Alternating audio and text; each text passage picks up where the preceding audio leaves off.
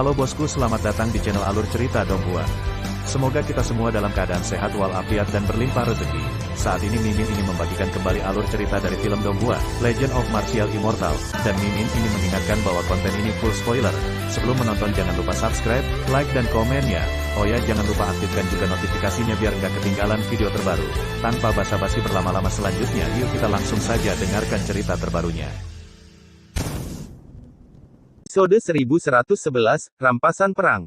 Biarkan aku pergi. Biarkan aku pergi. Lembah di tengah malam itu tidak damai, penuh jeritan memohon belas kasihan. Pria tua berbaju ungu itu roboh di tanah, darah menetes dari tulangnya, seluruh tubuhnya lumpuh total karena luka kultivasi dan Tao. Dia memandang Ye Chen dan yang lainnya dengan ngeri. Dia adalah satu-satunya yang masih hidup di antara yang lain. Selusin orang yang mengejar dan membunuh Ye Chen. Katakan padaku, siapa tuanmu, kata Ye Chen ringan, dengan ekspresi datar dan menakutkan. Yue Zhen, ini Yue Zhen. Pria tua berbaju ungu itu berkata dengan gemetar. Yue Zhen. Ye Chen menyipitkan matanya, pikirannya berpacu, dan sesosok lelaki tua muncul di benaknya. Pada hari dia mendaftar untuk pemilihan alkemis di Yudu, orang yang menerimanya adalah Yue Zhen. Sudah kubilang, biarkan aku pergi. Pria tua berbaju ungu itu bersujud dengan panik. Maaf, aku tidak bisa. Kata-kata Ye Chen masih datar, sebelum dia selesai berbicara, dia mengangkat pedang pembunuhnya, tanpa belas kasihan sedikit pun di matanya, dan membunuh lelaki tua berbaju ungu itu di tempat. Ternyata itu adalah Yue Zhen. Di samping, Hu Xianer sedikit mengernyit. Kenapa, kamu kenal dia? Ye Chen menyingkirkan pedang cakrawala merah dan menatap Hu Xianer. Tidak banyak orang di Yudu yang tidak mengenalnya. Hu Xianer tidak bisa menahan napas dalam-dalam, dia adalah murid dari pendeta Kuyue. Sedangkan untuk pendeta Kuyue, kamu harus mengenalnya, tapi dia adalah satu-satunya di Yudu. Seorang alkemis peringkat ketujuh memiliki status yang sangat mulia, bahkan patriark dari klan Suzaku akan memberikan jalan kepadanya, dan sebagai murid Kuyue, Yue Zhen itu tentu saja tidak bisa dianggap enteng.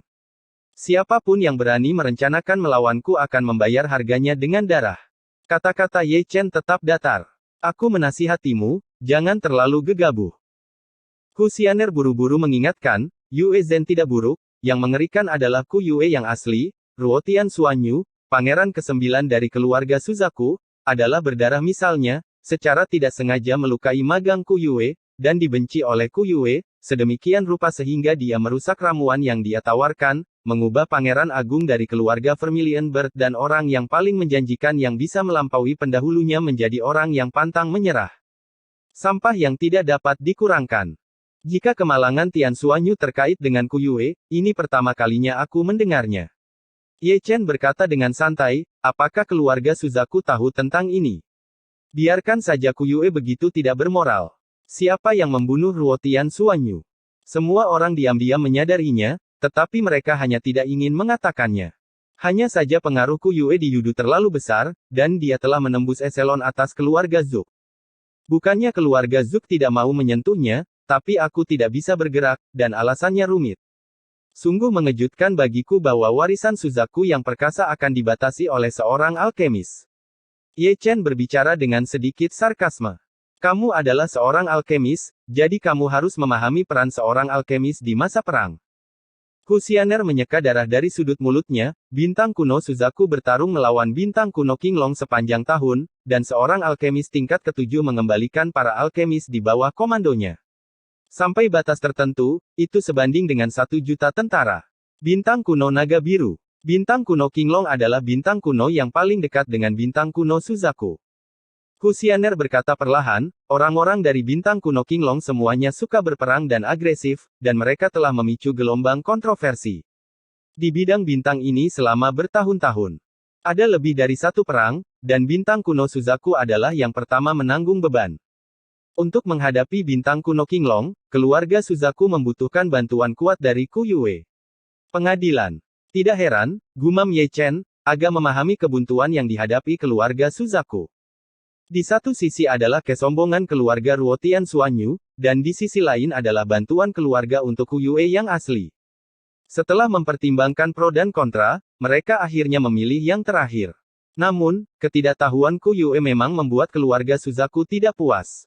Mereka mulai memahami bahwa kompromi membabi buta akan membuat mereka lebih pasif, sehingga keluarga Suzaku mulai mengambil tindakan. Pemilihan alkemis kali ini adalah pertanda baik. Oh. Ye Chen mengangkat alisnya, dan menatap Husianer dengan curiga, pemilihan alkemis kali ini berbeda. Tentu saja berbeda. Husianer berkata, pemilihan alkemis di tahun-tahun sebelumnya dipimpin oleh para murid di bawah Ku Yue, tapi kali ini berbeda, Pangeran ke-9 Ruotian Suanyu memimpin pemilihan alkemis. Dalam arti tertentu, ini adalah desentralisasi, dan ini adalah sinyal bahwa keluarga Suzaku secara tentatif menyatakan perang terhadap Ku Yue. Melihat seperti ini, Pangeran ke-9 benar-benar menyedihkan. Dia memiliki kehidupan yang sulit, tetapi dia masih digunakan sebagai tombak oleh keluarga Suzaku. Ye Chen berbicara dengan santai. Menjadi spearman. Bagaimana kamu mengatakan itu? Husianer menatap Ye Chen dengan curiga. Apakah menurutmu Pangeran ke-9, yang kekuatannya telah diambil, akan memiliki sedikit peluang untuk menang melawan Ku Yue yang dalam? Aku khawatir dia bahkan tidak akan memiliki kesempatan. Deklarasi perang keluarga Suzaku melawan Ku Yue jelas dalam menggunakan sedikit nilai yang tersisa. Jika Pangeran ke-9 menang, semuanya akan baik-baik saja. Jika Pangeran ke-9 kalah, keluarga Suzaku dapat mendorongnya keluar sebagai kambing hitam. Pangeran ke-9 akan digunakan sebagai tameng untuk menang atau kalah. Sejauh menyangkut, itu sudah tidak relevan, yang disebut Pangeran ke-9 bagaimanapun juga hanyalah umpan meriam yang buruk dalam plot ini. Jadi begitu. Husianer tiba-tiba menyadari, tetapi dia tidak pernah memikirkan arti ini. Jangan bicara tentang Ku Yue dan Pangeran ke-9, aku memintamu untuk menanyakan tentang seseorang. Ye Chen mengubah topik pembicaraan dan menatap Husianer, ada seorang putri bernama Ziling di keluarga Suzaku, kamu punya melihatnya sebelumnya.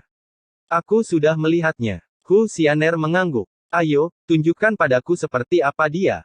Ye Chen buru-buru berkata, dibandingkan dengan Pangeran ke-9 dan Ku Yue, dia lebih peduli pada orang yang bereinkarnasi.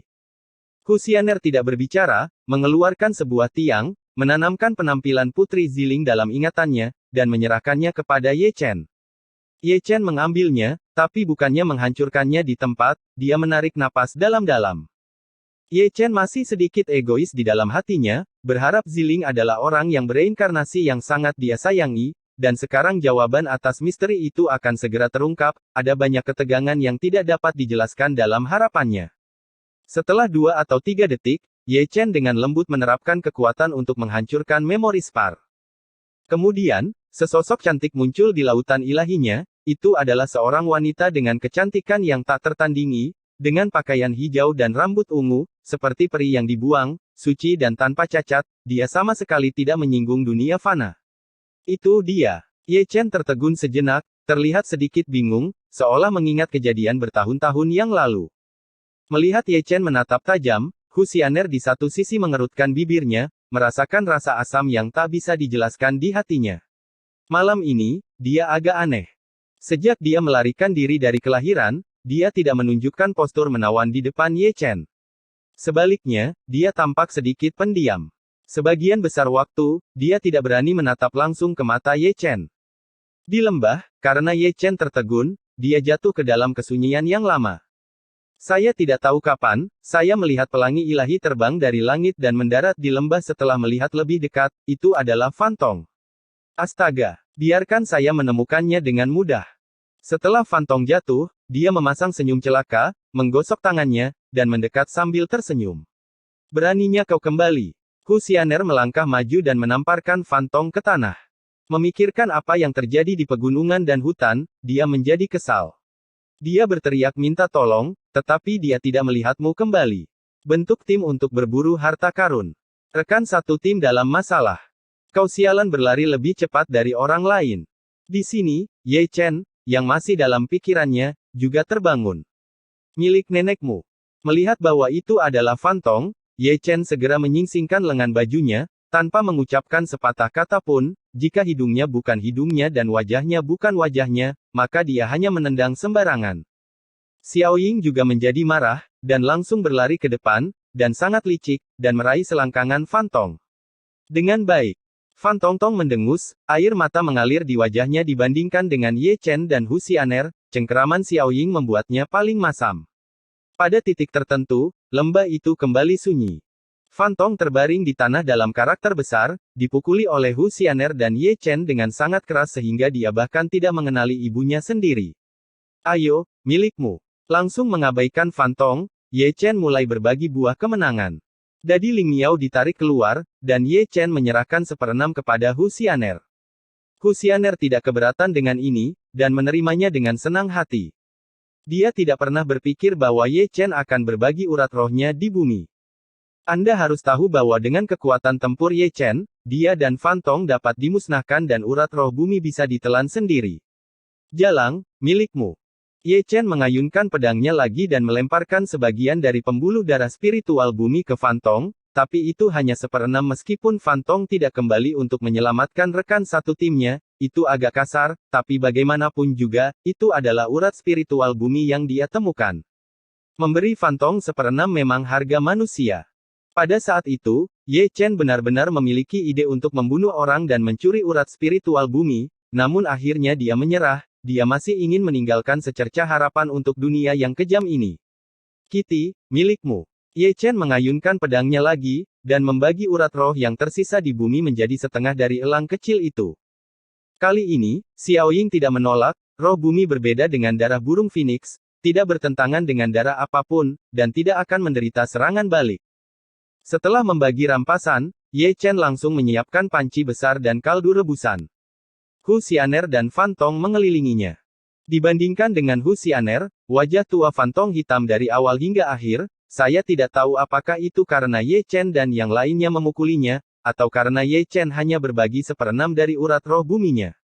Namun, setelah mengetahui apa yang terjadi pada Ye Chen dan Hu Xianer, dia dengan cepat menjadi domba kecil yang jinak. Apakah dia benar-benar surga kedua? Fantong mengintip Ye Chen lebih dari sekali, masih tak percaya. Fantong dikejutkan oleh kekuatan bertarung Ye Chen dalam dua gerakan. Memikirkannya, Fantong merasakan hawa dingin mengalir di punggungnya. Jika Ye Chen membunuh orang dan merampoknya, dia mungkin tidak akan bisa melarikan diri. Itu akan sangat jenis Anda untuk berbagi urat semangat Anda. Ye Chen masih mengabaikan mata Fantong. Saat ini, dia sedang memegang lebih dari selusin tas penyimpanan di tangannya, yang semuanya adalah tas penyimpanan orang-orang yang telah dimusnahkan sebelumnya. Menghitungnya, itu adalah keberuntungan lain, cukup baginya untuk membeli rumah di Yudu Sanchongtian. Adapun kekayaan ini, dia secara alami tidak akan membagikannya kepada Hu Xianer, apalagi Fantong, karena orang-orang itu pada dasarnya dipenggal olehnya, dan dia berkontribusi paling banyak, jadi hadiahnya tentu saja paling murah hati. Pulang ke rumah. Hingga fajar menyingsing, ketiganya bangkit satu persatu dan menuju Yudu. Episode 1112, Bab 1112. Kembali ke Yudu, mereka bertiga bergegas ke rumah masing-masing dengan tidak sabar, lalu mengeluarkan urat roh bumi. Denyut nadi bumi, makanan surga dan bumi, bisa ditemui tapi tidak dicari, tapi saat ditemui pasti rejeki.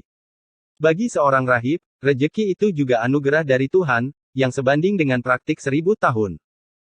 Di prasasti, elang kecil tergantung di udara, seluruh tubuh terbakar dengan api, dan cahaya keemasan meledak, masing-masing sangat menyilaukan, dia telah menelan pembuluh darah roh bumi, dan sedang melakukan tugasnya terbaik untuk memperbaikinya saat ini. Adapun Ye Chen, dia bersila di awan, diam-diam melihat urat roh bumi dari kuali yang kacau, tapi ekspresinya sedikit linglung. Di Chu yang agung di masa lalu, roh bumi di dunia bawah tanah sekte Zeng yang dibentuk oleh daging dan darah putra-putra bumi, dan justru karena menelan urat roh bumi. Bahwa hal itu menyebabkan banyak sebab dan akibat di masa depan. Dia tidak tahu apakah urat roh bumi saat ini juga dibentuk oleh daging dan darah putra bumi, tetapi itu pasti tidak dapat dipisahkan darinya. Selama ini, dia sangat penasaran dengan darah putra bumi. Darahnya bercampur dengan semua makhluk hidup, jadi pasti ada sesuatu yang misterius tentangnya. Sayangnya, dia tahu terlalu sedikit tentang legenda dan rahasia putra bumi. Bumi. Tiba-tiba, dia menyingkirkan pikirannya, berbalik dan melompat ke Chaos Divine Cauldron. Kemudian, kuali dewa kekacauan berdengung, dan urat roh bumi yang tersegel di dalamnya ditelan oleh Ye Chen. Semuanya jatuh ke dalam keheningan pada saat ini. Pada saat yang sama, di atas langit ke-8 Yudu, Yue Zhen duduk di loteng dengan ekspresi suram yang tidak biasa, karena tidak ada orang yang dia kirim kembali, dan eyelinernya melihat Ye Chen kembali ke Yudu dengan matanya sendiri. Jadi, orang yang dia kirim tidak menyelesaikan tugasnya, juga tidak mendapatkan cinta sejati Ye Chen. 4 kaisar semu, lebih dari selusin alam surga, dan bahkan seorang junior di alam surga, untuk apa aku membutuhkanmu? Akhirnya, pada saat tertentu, Yue Zhen yang murung meletus, dan dengusan dinginnya mengguncang loteng. Gemetar. Bawahan tidak kompeten. Di bawah, para biksu merangkak di seluruh tanah, tetapi mereka semua gemetar dan tidak berani bersuara. Hasil saat ini juga sesuatu yang tidak pernah mereka duga. Berbicara secara logis, mereka tidak punya alasan untuk gagal. Setelah kembali ke Yudu, hampir tidak mungkin untuk mengambil tindakan terhadapnya. Seorang lelaki tua berambut darah merenung, seolah statusnya tidak rendah, bahkan Yue Zhen tidak bisa menahan diri untuk bersikap sopan. Ulang tahun guru semakin dekat, apa yang bisa saya lakukan untuk menyenangkannya? Yue Zhen menarik napas dalam-dalam, wajahnya pucat. Untuk rencana saat ini, kita hanya bisa menerima hal terbaik berikutnya. Pria tua berambut darah itu tersenyum tipis. Bagaimana saya mengatakan ini? Keluargamu adalah pilar terakhir yang mendukung Ruotian Xuanyu. Mereka selalu menentang tuanmu. Jika lelaki tua itu menghancurkan keluargamu, Ruotian Xuanyu tidak akan memiliki kekuatan untuk berbalik. Saya pikir ini adalah hadiah ulang tahun. Orang tuanya akan sangat bahagia. Tampaknya kamu sudah memiliki beberapa perhitungan di pikiranmu. Yue Zhen menatap lelaki tua berambut darah itu dengan penuh minat. Bawahan ini tidak berbakat, dan aku mendapatkan orang yang aneh baru-baru ini. Pria tua berambut darah itu buru-buru berkata, orang ini memiliki semacam kekuatan gaib, yang sangat misterius, cukup untuk membangkrutkan rumah judi keluargamu, yang adalah rumah judi keluargamu terbesar di Yudu. Industri, jika rumah judi itu diselesaikan, vitalitas keluargamu pasti rusak parah, dan hal selanjutnya akan lebih mudah ditangani. Jadi, aku akan menyerahkan masalah ini padamu. Yue Zhen tersenyum sedikit dingin, ada juga yang bernama Ye Chen, awasi aku, begitu kamu meninggalkan Yudu lagi, tidak peduli berapapun harga yang kamu bayar, Anda harus membawanya pergi. Ambil api yang sebenarnya untukku. Dimengerti. Pria tua berambut darah itu berkata, dan menghilang dalam sekejap. Di loteng, Yue Zhen menarik napas dalam-dalam, melihat ke bawah, dan sepertinya bisa melihat Ye Chen duduk bersila di langit ketujuh, dengan kilatan dingin dan kesepian di matanya. Ye Chen secara alami tidak tahu tentang konspirasinya. Pada saat ini, Ye Chen tenggelam dalam konsepsi artistik yang misterius. Kesempatan ini semua berasal dari nadi spiritual bumi. Ini bukan hanya hal yang memelihara langit dan bumi, tetapi juga memiliki hubungan yang tidak dapat dipisahkan dengan putra bumi. Itu tidak mudah. Basis kultivasi dan perbuatannya juga menembus surga tingkat ketiga ketika dia tiba-tiba menyadari konsepsi artistik. Waktu berlalu, dan malam tiba dalam sekejap. Di prasasti, elang kecil telah bangun, mengepakkan sayapnya dan terbang di udara, mata elangnya yang tajam bersinar dengan mata yang tajam, penuh kegembiraan, di auranya, bahkan ada sedikit kerajaan-kerajaan paksaan tubuhnya dikelilingi oleh pancaran kecemerlangan ilahi, dan setiap bulu elang memiliki cahaya yang menyilaukan. Ya, dia menerobos, dari alam kuasi kaisar ke alam kaisar, semua berkat urat roh bumi. Terobosan. Terobosan. Tidak lama kemudian, terdengar suara kejutan dari prasasti tempat Fantong berada. Fantong berlari keluar dari prasasti, mengenakan celana dalam bermotif bunga, berteriak tanpa henti, terobosan ke alam kekaisaran. Bising. Segera, 8 sosok keluar dari prasasti satu demi satu, mereka adalah 8 kaisar semu, dan wajah mereka sangat gelap. Namun, ketika mereka merasakan paksaan kuat dari Fantong, mereka masing-masing mundur ke dalam tablet batu, dan masing-masing tampak terkejut, hanya beberapa hari. Dia benar-benar menerobos dari kuasi kaisar ke alam kekaisaran. Perbedaan antara kuasi kaisar dan alam kekaisaran tampaknya hanya setengah langkah, tetapi itu seperti parit. Banyak cultivator es tidak dapat melewatinya sepanjang hidup mereka. Kedua alam tampaknya sangat dekat, tetapi pertempuran mereka kekuatannya jauh dari level yang sama. Pantas saja 8 kaisar semu itu sama takutnya dengan tikus melihat kucing. Anak kecil, keluar dan persetan denganku. Fantong meniup janggutnya dan menatap, dan berdiri tepat di depan prasasti batu dari 8 kuasi kaisar, dengan tangan di pinggul, seperti ludah kutukan terbang di seluruh langit. Sekarang Fantong dapat dianggap memiliki modal kesenangan, meskipun dia hanya memiliki 1/6 dari pembuluh darah spiritual bumi, dia sangat berbakat. Beku berasal dari Zunhuang ke alam kekaisaran, yang membuat banyak Zunhuang tua merasa malu. Menghadapi omelan Fantong, 8 kuasi kaisar tidak dapat mundur secara langsung, dan mereka tidak mampu menyinggung seorang kaisar. Suara bisikan. Melihat bahwa 8 kaisar semu tidak bisa mundur, Fantong menjilat rambutnya seperti kandang ayam, dengan angkuh hendak melambung. Waktu masih berlalu dengan lambat, dan fajar kembali dalam sekejap mata. Kali ini, Hu Xianer yang berjalan keluar dari tablet batu, dikelilingi oleh cahaya yang indah, dan setiap hembusan nafas yang meluap juga membawa paksaan dari kaisar, sehingga 8 makhluk semu yang baru saja muncul setelah kaisar melihatnya, dia secara sadar menyusut kembali menjadi loh batu. Apa situasinya? 8 kuasi kaisar tercengang, masing-masing menggaruk-garuk kepala. Mereka semua adalah tetangga, mereka semua berada di alam kuasi kekaisaran, melihat orang lain, dan kemudian melihat diri mereka sendiri, mengapa mereka bercampur aduk seperti ini?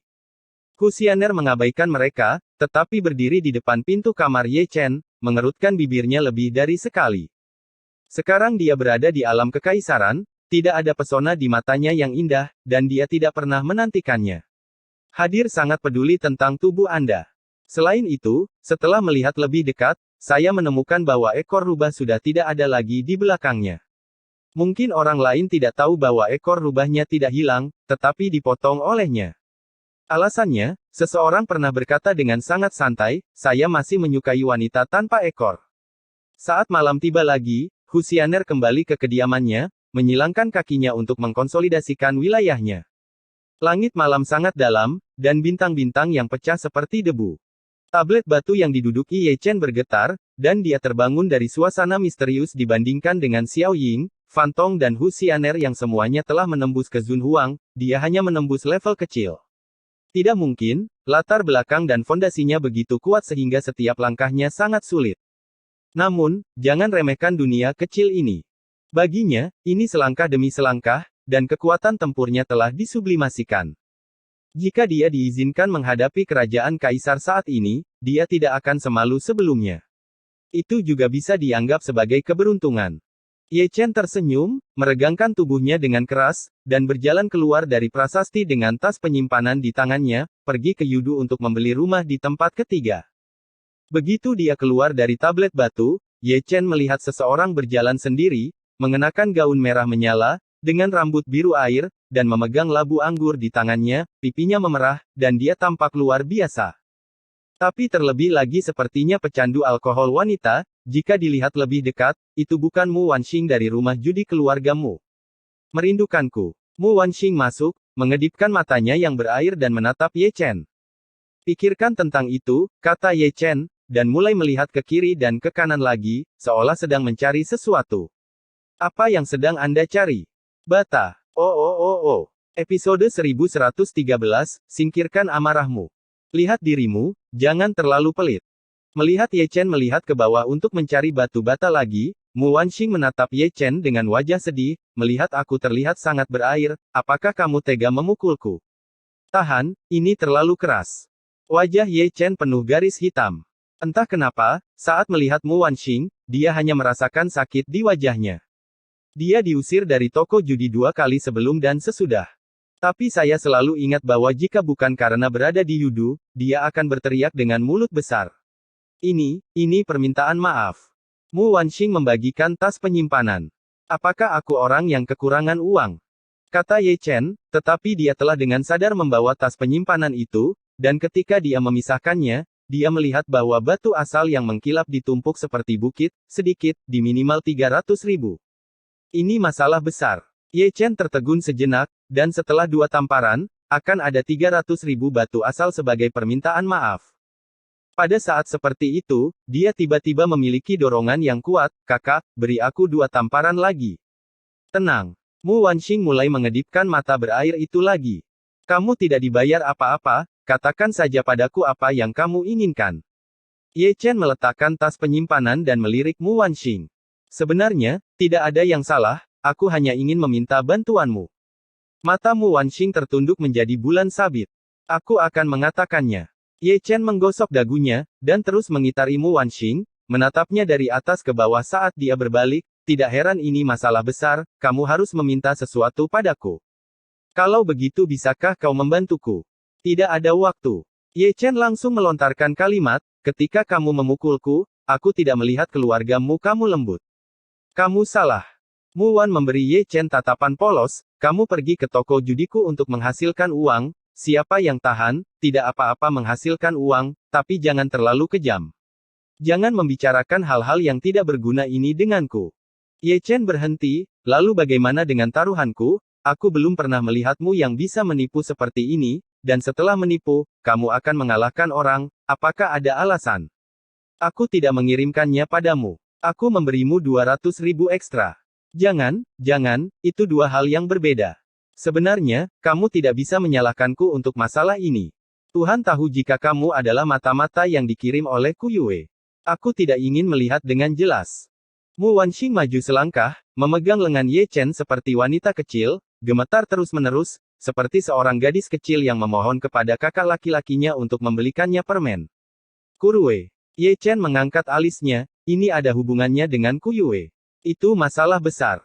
Mu Wanxing tampak kesal, keluargamu saya adalah duri di sisi bajingan tua itu, dan saya telah berpikir tentang bagaimana berkomplot melawan keluargamu saya sepanjang hari, jadi tidak ada jaminan bahwa mata-mata tidak akan dikirim untuk membuat masalah bagi kita. Mengerti? Ye Chen menyentuh dagunya, berbalik dan pergi, dan dia tahu mengapa keluargamu memukulinya. Itu semua untuk tujuan penyelidikan, jadi itu memang masuk akal. Jangan pergi. Melihat Ye Chen hendak pergi, Mu Wanxing langsung meraih Ye Chen, siapa yang akan membantuku saat kamu pergi? Orang macam apa Ku Yue itu? Jika kamu membantuku, kamu menentangnya, kecuali otakku ditendang oleh keledai. Kalau begitu aku tidak peduli, kamu harus membantuku. Mu Wanxing langsung memeluk paha Ye Chen, postur ini, konsentrasi Rao Ye Chen tidak bisa menutupinya, apa?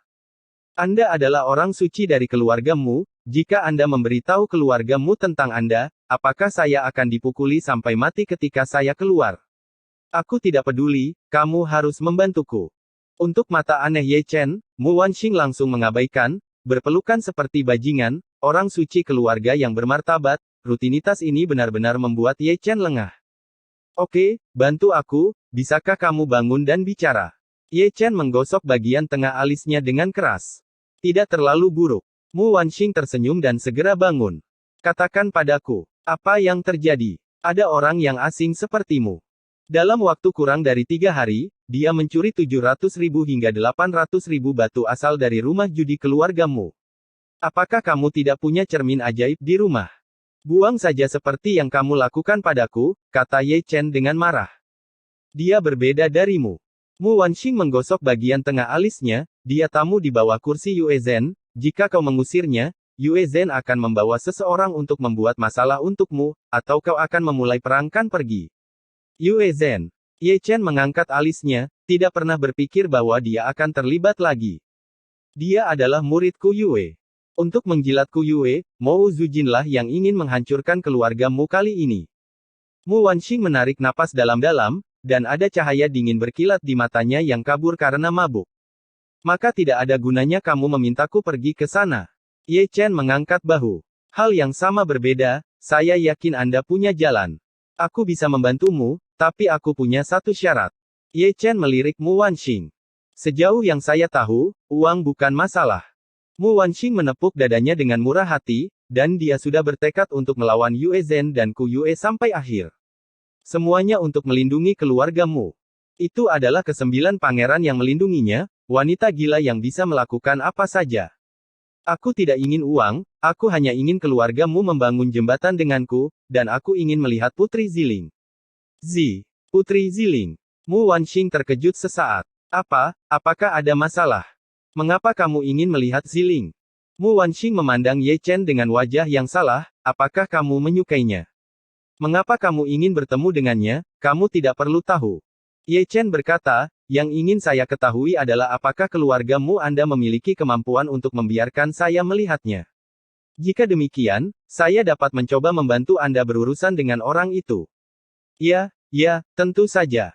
Mu Wanxing berkata dengan tergesa-gesa, wajahnya penuh percaya diri, kamu tidak perlu mengganggu keluargamu, Aku bisa melakukannya, tapi tolong beri aku waktu, Ziling sedang mundur. Jangan membodohiku. Ye Chen melirik Mu Wanxing dari atas ke bawah, aku pikir kamu punya alasan untuk apa yang terjadi sebelumnya, tapi kali ini, jika kamu berani menjadi bajingan lagi, aku juga akan pergi ke tempat Yue Zhen untuk mengunjungi seorang tamu, dan kemudian aku akan menjagamu. Keluarga Mumu hancur, jangan salahkan aku karena kejam. Bagaimana bisa? Yah, ayo pergi dan lihat alien itu dulu. Ye Chen mengangkat kakinya tanpa penundaan. Ayo. Mu Wanxing buru-buru mengikuti, dan dia tampak dalam suasana hati yang baik. Dia memiliki firasat kuat bahwa pemuda di depannya ini pasti akan menyelesaikan krisis keluarga Mu saat ini. Harus dikatakan bahwa dia memang putus asa, karena anggota senior keluarga Mu sudah sangat tidak puas dengannya. Oleh karena itu, dia membutuhkan Ye Chen untuk membantunya melawan perubahan haluan yang indah sehingga keluarga Mu dapat memperoleh kembali kepercayaan padanya dengan dukungan dari keluarga Mu, dia memiliki modal untuk terus berjuang dengan orang-orang itu. Yang dia lakukan hanyalah melindungi orang itu, dan dia tidak ragu untuk menurunkan martabat orang suci keluarga Mu. Ye Chen secara alami tidak tahu pikirannya, jika Ye Chen tahu ekspresi seperti apa yang akan dia miliki ketika dia menjaga reinkarnasi Xie Yun dengan cara yang begitu sulit, maka remunerasi seperti apa yang akan mereka bicarakan, itu pasti tanpa syarat. Pendampingan. Perlu disebutkan bahwa Ye Chen membantu Mu Wanxing bukan karena permintaan Mu Wanxing, tetapi karena Yue Zhen terlibat dalam masalah ini. Jika dia membantu keluarga Mu dan dapat memukul Yue Zhen, dia masih sangat bersedia untuk membantu. Terlebih lagi, Mu Wanxing dapat membantunya bertemu Putri Ziling, yang membunuh 2 burung dengan 1 batu, jadi mengapa tidak melakukannya? Keduanya, satu di depan yang lain, melewati gang, berjalan melewati jalan yang ramai, dan memasuki rumah judi keluarga Mu melalui lorong khusus. Teman kecil, kita bertemu lagi. Begitu dia masuk, Ye Chen melihat pria tua berbaju ungu yang memukulinya. Sejujurnya, melihatmu membuat tanganku gatal. Ada garis-garis hitam di wajah Ye Chen, dan dia diusir dari rumah judi 2 kali, dia masih mengingatnya dengan jelas, setiap kali dia memikirkannya, wajahnya sakit, dan dia dipukuli dengan bintang emas di matanya. Kata-kata Ye Chen mempermalukan lelaki tua berbaju ungu itu. Itu benar, siapapun akan tersinggung dengan masalah ini, jadi tidak heran Ye Chen tidak memberinya wajah yang baik saat melihatnya. Itu dia. Ketika keduanya sedang berbicara, Mu Wanxing berbicara, berdiri di pagar di lantai 3, dia menunjuk ke meja judi di bawah, dan lebih tepatnya menunjuk ke seorang pemuda berbaju putih di depan meja judi, yang sedang memasang taruhan dengan hebat. Minat. Ye Chen mengarahkan pandangannya dan menatap pria muda berbaju putih itu, dia sedikit aneh, sedikit feminin, seperti wanita, dengan cahaya redup menyinari seluruh tubuhnya, menutupi kesempatannya. Dia sepertinya bisa melihat melalui dadu. Pria tua berbaju ungu itu berkata, dia bisa bertaruh dengan sangat akurat setiap saat. Jam dadumu terbuat dari bahan sihir khusus, bahkan mata langit tidak bisa melihatnya, apalagi dia, kata Ye Chen ringan. Lalu apa masalahnya? Mu Wanxing menatap Ye Chen. Dia menggunakan kekuatan supernatural yang aneh untuk menyimpulkannya. Ye Chen menjelaskan misteri itu dalam 1 kalimat, terus terang, dia tidak melihat melalui poin dadu, tetapi menghitung poinnya. Kekuatan supernatural semacam ini misterius dan gaib. Deduksi. Mu Wanxing mengerutkan kening, dan menatap Ye Chen setelah 2 atau 3 detik, kamu bertaruh melawanku hari itu, dan kamu juga menggunakan teknik deduksi. Seperti yang kamu pikirkan. Aku benar-benar meremehkanmu. Mata indah Mu Wanxing penuh dengan makna yang dalam. Teknik deduksi itu misterius, dan ada hubungannya dengan rahasia surga. Teknik rahasia semacam ini adalah yang paling sulit dipelajari, dan tidak semua orang mengetahuinya. Dimiliki, seorang kultivator di alam surga sebenarnya dilengkapi dengan metode seperti itu. Ternyata kalah darimu sudah ditakdirkan. Mu Wanxing tersenyum dan menggelengkan kepalanya. Teman kecil, apakah ada cara untuk menghadapinya? Pria tua berbaju ungu itu menatap Ye Chen. Tentu saja ada, tapi tergantung siapa yang lebih baik di bidang deduksi, aku atau dia. Ye Chen merenung, selanjutnya, aku akan menggunakan deduksi untuk mengganggu deduksinya. Apa yang harus kita lakukan? Mu Wanxing bertanya dengan tergesa-gesa. Lihat saja, kata Ye Chen dengan ringan, dan jari-jari di lengan bajunya mulai bergerak, menjalankan metode rahasia evolusi Zhou Tian. Ini adalah pertama kalinya dia menggunakan evolusi Zoutian untuk menghadapi musuh. Kekuatan magis ini sama sekali bukan teknik serangan rahasia, dan sama sekali tidak ofensif. Karena ini adalah deduksi, mereka semua mengintip rahasia langit dalam kegelapan. Poin ini saling terkait. Selama sedikit peluang ditemukan dalam kegelapan, evolusi Zoutian juga dapat digunakan untuk menyakiti orang. Serangan balik yang diderita oleh deduksi sangat mengerikan. Ye Chen tetap diam, begitu pula Mu Wanxing dan lelaki tua berbaju ungu, karena takut mengganggu Ye Chen. Tatapan mereka tertuju pada pemuda berbaju putih, dan mereka hanya berharap Ye Chen benar-benar dapat menghancurkan deduksinya. Oh. Episode 1114, kamu istirahat, aku datang. Besar. Sedikit-sedikit. Di rumah judimu, ada teriakan dan teriakan tak berujung, dan semua orang melolong dengan wajah merah dan leher tebal. Apalagi dengan berlalunya waktu, semakin banyak orang yang datang ke rumah judi, pada dasarnya mereka datang untuk mencoba peruntungan dengan batu asal di saku mereka, dan ada juga orang yang kehilangan segalanya dan keluar dari rumah judi dengan iri, bersumpah sepanjang jalan. Di beberapa titik, fenomena aneh menarik perhatian banyak penjudi. Segera, para penjudi berbondong-bondong ke meja judi, karena ada pria hebat di sana, dan sejak pria itu datang, dia tidak pernah kalah. Dalam waktu kurang dari 3 jam, dia memenangkan 70 atau 80 batu Wanyuan. Adapun lelaki hebat itu, tak perlu dikatakan lagi bahwa dia adalah pemuda berbaju putih. Dewa judi. Para penjudi yang berkumpul memandang pemuda berbaju putih itu seolah-olah mereka adalah dewa. Melihat pemuda berbaju putih itu lagi, dia masih tenang dan tenang, dengan senyum menggoda di bibirnya, dia menembak dan mengumpulkan uang dengan santai. Pada adegan ini, mata sekelompok penjudi bersinar terang, banyak orang telah bertaruh dengannya, dan mereka menang banyak, sehingga lebih banyak orang datang ke rumah perjudian keluargamu. Melihat situasinya tidak benar, Mu Wanxing menatap Ye Chen yang diam di pagar di lantai 3. Melihat Ye Chen lagi, dia masih mencubit jarinya dan menyimpulkan. Mu Wanxing sedikit cemas, karena keluargamu mereka kehilangan uang setiap detik, dan jumlahnya tidak sedikit. Jika terus dengan postur kala ini, rumah judi keluargamu mereka akan ditutup hari ini. Aku akan menemuinya. Ye Chen bergerak, maju selangkah, penampilannya berubah, dan dia menjadi pria besar yang penuh dengan roh jahat. Bekerja sama dengannya tanpa syarat. Mu Wanxing segera mengirim transmisi suara ke orang yang melempar dadu di meja judi, karena Ye Chen akan melempar dadu bukan dia. Adapun perubahan penampilan Ye Chen, dia tentu saja tidak ingin ada yang mengenalinya. Besar. Ketika Ye Chen berjalan mendekat, sekelompok penjudi melolong keras. Saat jam dadu dinyalakan, terdengar tepuk tangan meriah, karena jumlah poin yang dibuka tinggi. Setelah menerima origin stone yang dibayar, semua penjudi di depan meja judi memandang pemuda berbaju putih, dan ekspresi mereka sebagian besar kagum. Pria ini terlalu luar biasa, dia seperti dewa penjudi yang membuat semua taruhan kanan. Kemudian lihat pemuda berbaju putih, berbaring di kursi, menghadap dealer yang sedang melempar dadu, dengan santai memutar ibu jari ke ibu jari, dengan senyum jenaka dan main-main di sudut mulutnya. Di depan pemuda berpakaian putih, ada tumpukan batu asal yang mengkilap, semua jenisnya, setidaknya lebih dari 1 juta. Melihat para penjudi di sekitarnya, mata mereka berbinar. Itu lebih dari 1 juta batu asal, yang bisa dibeli di yudu puluhan properti. Pergi dan istirahatlah, aku akan datang. Ye Chen menepuk orang yang mengocok dadu. Pria itu mengerti, dan segera mundur dengan berkeringat. Jauh sebelum Ye Chen datang, Mu Wanxing mengirimkannya melalui transmisi suara. Bertukar lagi. Melihat Ye Chen masuk, meja penjudi mengangkat alis mereka, dan mereka tidak terkejut dengan ini, karena toko judimu telah mengubah lebih dari selusin gelombang orang, tetapi pada dasarnya mereka tidak mampu kehilangan.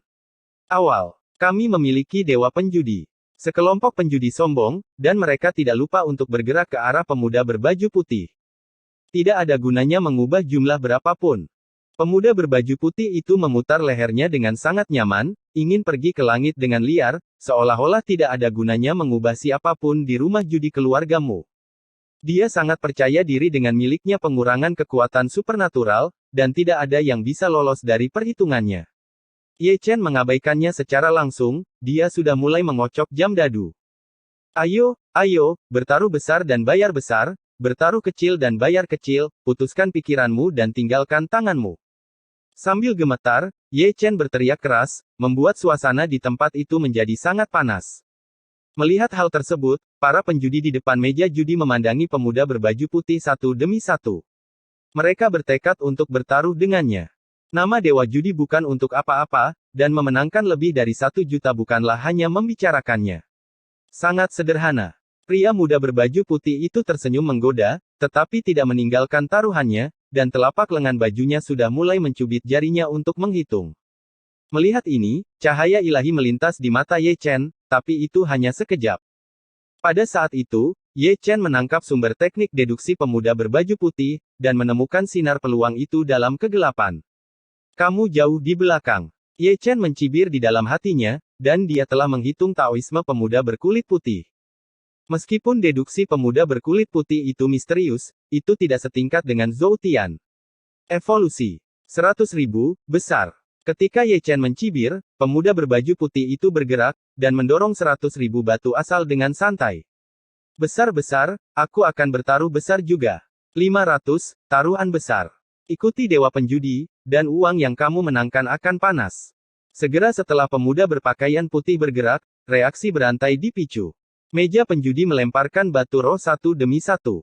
Setelah melemparkannya, mereka memandang Ye Chen, masing-masing menggosok tangan, mata mereka dicukur, seperti jika mereka akan mengumpulkan uang. Saya tidak tahu apakah itu mereka, tetapi lelaki tua berbaju ungu dan Mu Wanxing di lantai 3 juga menonton. Keduanya masih sedikit gugup, mereka tidak tahu seberapa yakin Ye Chen, tetapi mereka tahu bahwa jika Ye Chen tidak bisa menekan pemuda berkulit putih, maka rumah judi keluargamu akan ditutup hari ini. Di bawah, Ye Chen masih mengocok jam dadu, dan suara tumbukan ketiga dadu itu sangat tajam. Nima, bisakah kamu cepat dan tunda uang kemenanganku? Seseorang berkata dengan tidak sabar, bla, dan kata-kata itu menimbulkan ribuan gelombang, dan para penjudi yang hadir juga menatap Ye Chen dengan tidak sabar. Ledakan. Di bawah perhatian semua orang, Ye Chen tersenyum, dan membanting jam dadu di atas meja judi. Tapi masih ada orang yang bertaruh. Ye Chen tidak segera membunyikan bel, tetapi melihat sekeliling seluruh meja judi. Sudah pergi, mari kita mulai jamnya. Menggiling dan berkicau. Itu dia. Ye Chen segera membuka jam dadu, memperlihatkan 3 dadu cerah, tetapi angka pada dadu sangat mencolok di mata meja para penjudi, 1, 2, 3, dan 6 kecil. Sial. Poin ditampilkan, dan seluruh meja penuh dengan kutukan. Bagaimana ini bisa terjadi? Melihat pemuda berbaju putih itu, dia masih berbaring di kursi, tetapi wajahnya pucat. Perhitungannya jelas 556, tetapi tidak cocok dengan dadu manapun. Selesai. Pria tua berbaju ungu di lantai 3 sangat bersemangat. Dia ditakdirkan untuk menjadi bangsawan keluargamu. Mata Mu Wanxing beriak, dan dia juga sangat bersemangat. Serangan pertama Ye Chen mengalahkan semangat pemuda berbaju putih, dan tidak sia-sia baginya untuk dengan rendah hati memohon pada Ye Chen. Kumpulkan uang. Di bawah, suara Ye Chen kasar, memainkan peran sebagai pria besar dengan penetrasi 3 angka, dan mengambil semua batu asal dan tas penyimpanan dari seluruh meja, karena seluruh meja penuh dengan penjudi. Uangmu habis, teriak seseorang. Rekan Taois, kamu bisa makan sembarangan, tapi kamu tidak bisa bicara sembarangan. Ye Chen melirik pria itu dengan kejam, jika kamu mengatakan aku curang, maka tunjukkan buktinya. Jika kamu tidak bisa, maka jangan membuat pernyataan palsu. Anda, lanjutkan. Ye Chen telah mengguncang jam dadu lagi. Sebelumnya, dia menggunakan evolusi Zutian untuk menutupi perhitungan pemuda berbaju putih. Terus terang, poin dadu yang disimpulkan oleh pemuda berbaju putih adalah ilusi diciptakan olehnya menggunakan evolusi Zutian semuanya untuk menyesatkan pemuda berbaju putih. Ye Chen memang memainkan 1000 trik, tetapi itu adalah 1000 keterampilan yang sangat misterius, yang tidak dapat dikalahkan oleh penjudi biasa. Ayo, bertaruh besar dan bayar besar, bertaruh kecil dan bayar kecil, putuskan pikiranmu dan tinggalkan tanganmu. Dengan senyum santai di hatinya, Ye Chen mulai berteriak lagi, dan dia langsung mengabaikan mata merah dari seluruh meja penjudi. Sekarang, semua penjudi memandang pemuda berbaju putih itu lagi. 1 atau 2 kesalahan, normal. Semua penjudi berpikir seperti ini, bahkan dewa penjudi tidak terkalahkan, mereka hanya kalah sekali, mereka masih percaya pada pemuda berbaju putih, dan berharap dewa penjudi di mulut mereka dapat membawa mereka untuk menang kembali. 200.000, besar. Di bawah tatapan semua orang, pemuda berbaju putih melemparkan 100.000 batu asal dengan jentikan tangannya, dan kemudian dia tidak lupa melirik Ye Chen. Besar-besar, bertaruh besar. Sama seperti pertama kali, sekelompok penjudi mulai berebut untuk menjual lagi, dan mempertaruhkan batu asal jauh lebih banyak daripada yang pertama kali. Tampaknya mereka harus bekerja keras untuk memenangkan kembali semua modal dan keuntungan mereka. Ledakan. Dengan keras, Ye Chen meletakkan kembali jam dadu di atas meja judi. Tapi masih ada kenaikan gaji. Ye Chen melihat sekeliling lagi, dan pandangannya tetap pada pemuda berbaju putih untuk sesaat. Jangan bicara omong kosong, buka saja. Seseorang berteriak lagi, dan wajahnya tidak muram seperti biasanya. Itu dia. Ye Chen segera membuka jam dadu, memperlihatkan 3 dadu yang berkilau. Bergantung pada. Sama seperti pertama kali, ketika saya melihat 3 dadu, selalu ada suara-suara yang memarahi. Ini. Pemuda berbaju putih itu tidak tenang lagi, dia berdiri dari tempat duduknya, tidak lagi menggoda dan bermain-main sebelumnya, dan kali ini poin yang dia hitung tidak cocok, yang membuatnya sangat bingung. Kumpulkan uang. Ye Chen telah secara sadar mengembalikan uang itu, dan sambil memikirkannya, dia masih tidak lupa mengirim pesan ke Mu Wanxing, apakah ada imbalan untuk membantu keluargamu menang begitu banyak, seperti batu asal atau semacamnya. Tentu saja ada. Mu Wanxing tersenyum manis, dan mau tidak mau menyadari bahwa Ye Chen benar-benar berbakat. Sebagai bakat, jika dia bisa menggunakan uang untuk memenangkan hatinya, dia rela menghabiskan sebanyak yang dia bisa. Ingin. Itu hampir sama. Ye Chen meluruskan pakaiannya. Kamu mengacau. Seseorang berteriak lagi, dengan mata merah. Jika kamu kehilangan uang, katakan aku kehabisan uang, kamu di sini untuk membuat masalah. Ye Chen penuh dengan roh jahat, dan menatap pria itu dengan ganas, juga, jaga mulutmu bersih untukku. Kamu. Pria itu dimarahi oleh Ye Chen, seluruh wajahnya pucat. Lanjutkan. Ye Chen memelototi pria itu, lalu mengguncang jam dadu lagi, dan berkata sambil gemetar, kali ini, aku memperhatikan ibuku, jangan kehilangan uang ibuku dan mengeluh tentang segalanya. Oke, kamu bisa melakukannya. Seseorang mengertakkan gigi dan mengeluarkan tas penyimpanan dari sakunya, yang sepertinya adalah semua miliknya. Dewa penjudi, hati-hati kali ini, dan menangkan dia sampai mati. Terlalu banyak orang yang condong ke arah pemuda berbaju putih, dan mereka tidak lupa menatap Ye Chen dengan kejam, mata mereka memerah satu per satu. Suara bisikan. Ye Chen tampak tidak setuju, masih menggelengkan kepalanya dan menggoyangkan jam dadu. Pemuda berbaju putih duduk tegak, melihat jam dadu dengan mata sedikit menyipit, dan wajahnya tidak sejelek biasanya. Dia kalah 2 kali sebelum dan sesudah, yang membuatnya sangat kesal. Dia tidak pernah kalah dalam judi deduksi. Terlebih lagi, kali ini pemuda berbaju putih menyimpulkannya berulang kali, dan tidak bertindak sampai dia sangat yakin. 500.000, besar. Pria muda berbaju putih mendorong Origin Stone keluar dengan suara dingin. Oh. Episode 1115, Naga Kecil. Mendesis. Melihat 500.000 batu asal didorong oleh pemuda berbaju putih, para penjudi di meja tersentak. 500.000 batu asal adalah harga yang sangat tinggi bagi mereka. Ada terlalu banyak orang yang mempraktikkan Taoisme dan belum pernah melihat begitu banyak batu asal. Taruhan besar menarik begitu banyak orang sehingga para penjudi di seluruh rumah judi berhenti berjudi dan semua berkumpul. Membandingkan orang dengan orang, itu menghancurkan orang sampai mati. Terlalu banyak orang yang mendesah dan mendecakkan lidah, melihat orang lain, dan melihat diri sendiri, mereka semua ada di sini untuk berjudi, mengapa ada perbedaan yang begitu besar? Besar, saya bertaruh besar. Mengikuti sepanjang jalan, seluruh meja penjudi mengambil tindakan satu demi satu, menghancurkan tas penyimpanan yang berisi batu asal di atas meja judi. Jika meja judi terbuat dari bahan magis khusus, itu pasti sudah lama runtuh. Ayo, bertaruh kecil dan bayar kecil, bertaruh besar dan bayar besar, putuskan untuk pergi. Teriakan Ye Chen bergema di seluruh rumah judi, dan wajahnya penuh rasa malu, yang membuat semua gigi penjudi gatal. Pergi. Jangan noda. Lihat dirimu, cepat lagi. Ye Chen memasang jam dadu di meja judi dengan sangat apik, lalu melihat sekeliling sebelum terlambat. Melihat tidak ada yang menaikkan taruhan, dia dengan sadar mengangkat jam dadu, memperlihatkan 3 dadu yang mempesona. Saya melihat angka pada dadu, seluruh meja penjudi hampir muntah darah dengan marah, banyak dari mereka yang hampir melompat ke meja judi. Bagaimana bisa? Wajah pemuda berpakaian putih itu menjadi sedikit ganas, dan dia menggertakkan giginya begitu keras sehingga dia menghitung dengan sangat jelas, tetapi setelah jam dinyalakan, ada adegan lain, yang membuat giginya gatal karena kebencian.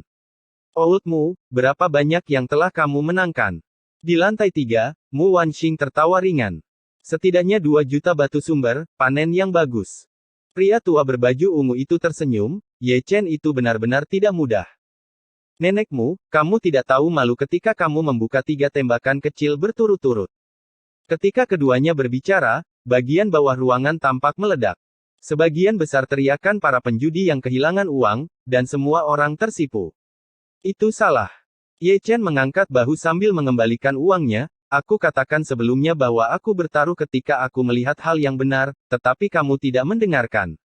Aku tidak bisa menyalahkanku untuk itu, dan kamu pantas mendapatkan uang jika kamu kalah.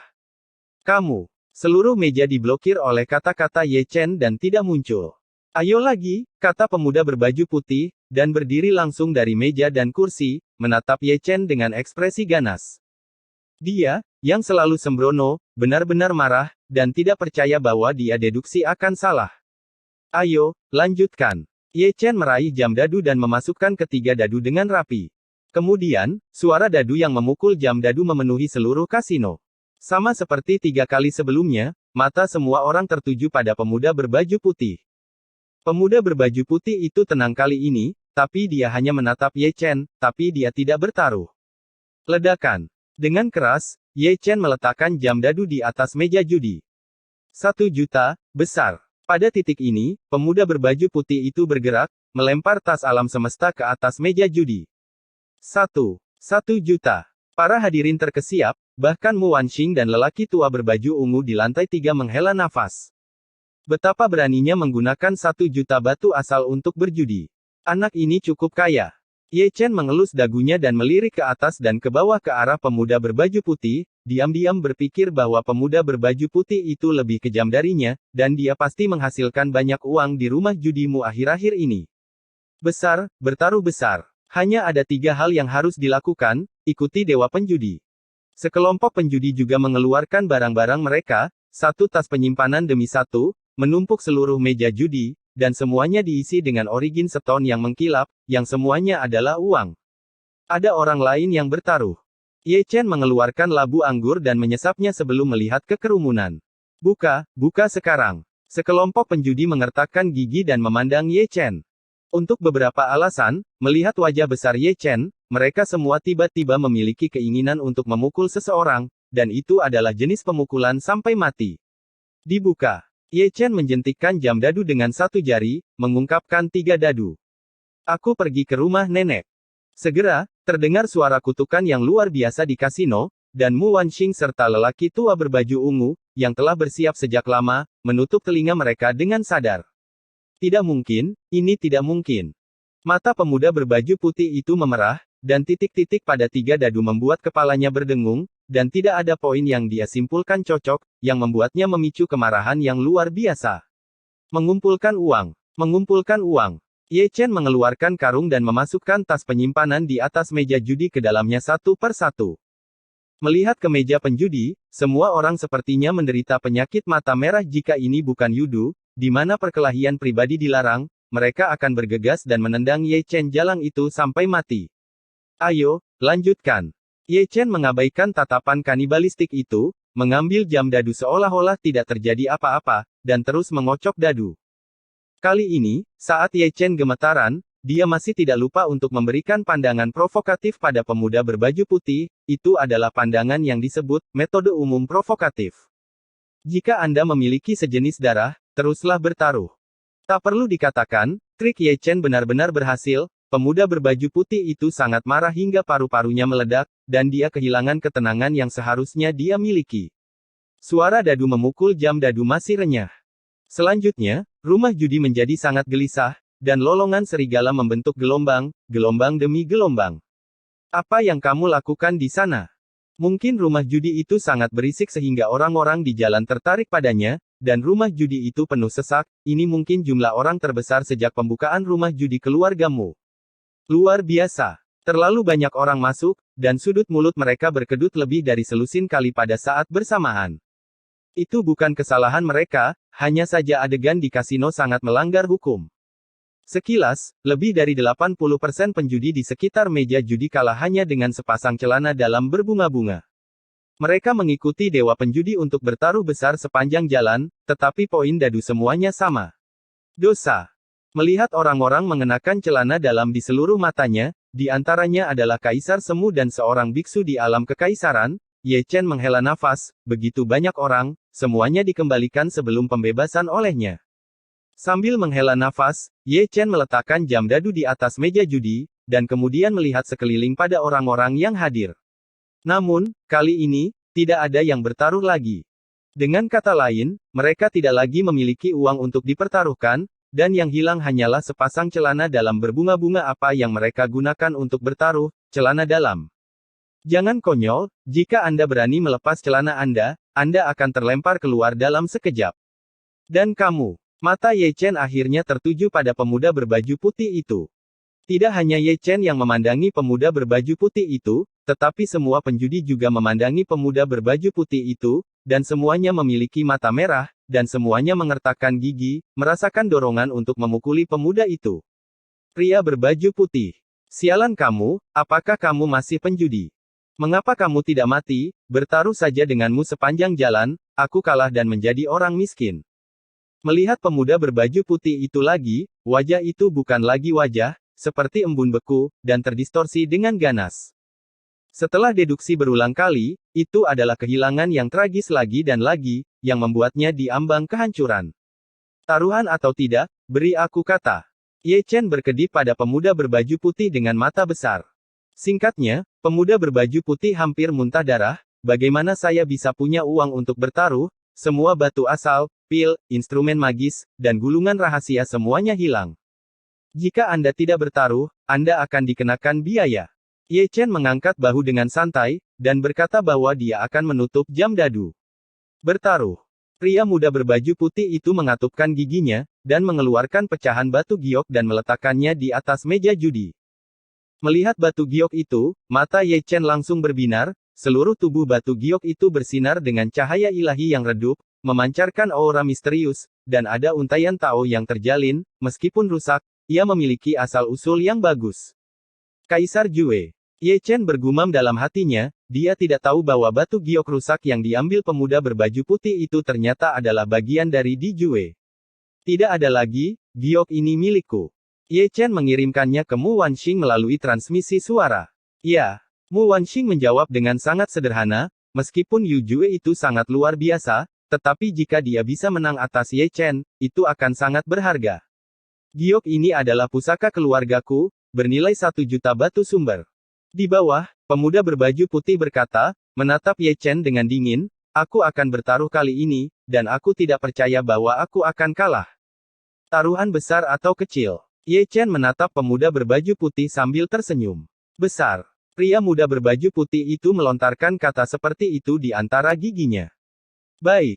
Ye Chen segera mengangkat jam dadu, memperlihatkan 3 dadu cerah. Aku. Melihat jumlah dadu, pemuda berbaju putih tidak muncul dalam satu tarikan napas, dan menyemburkan seteguk darah. Ambil lusinan tangan kecil berturut-turut, ini benar-benar gila.